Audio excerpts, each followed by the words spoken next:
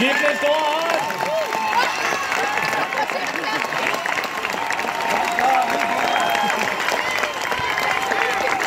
Og hvis vi kæmper lige så godt mod USA, som vi gjorde mod Tyskland, så er der en god chance for, at vi får en omkamp mod Ukraine i finalen.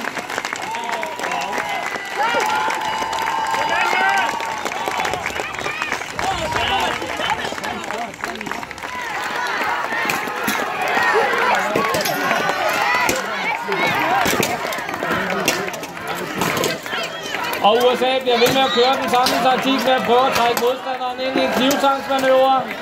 Den første dansker har slidt sit første våben op.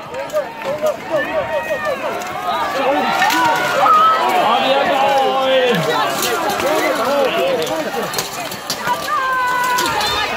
Ja, det er godt, der var en amerikaner sluttet over sin egen tær.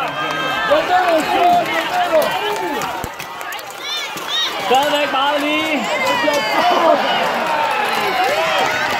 Det ser ud som om Danmark har overtaget.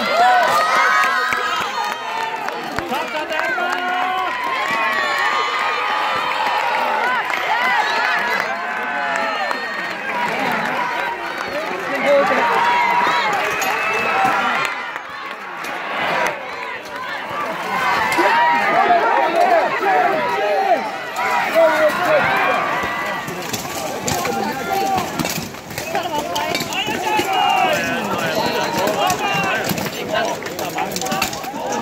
Og igen ser den her runde ud til at løbe absolut i ukrainernes favør, selvom de bliver ved med at smide våbnene fra sig.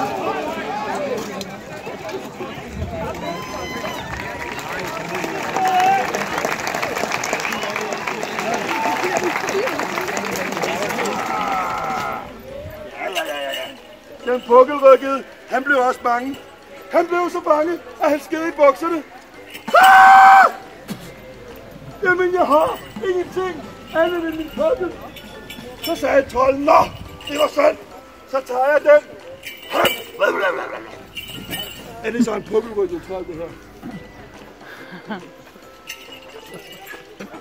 Og nu var den pukkelrykkede jo slet ikke pukkelrykket længere.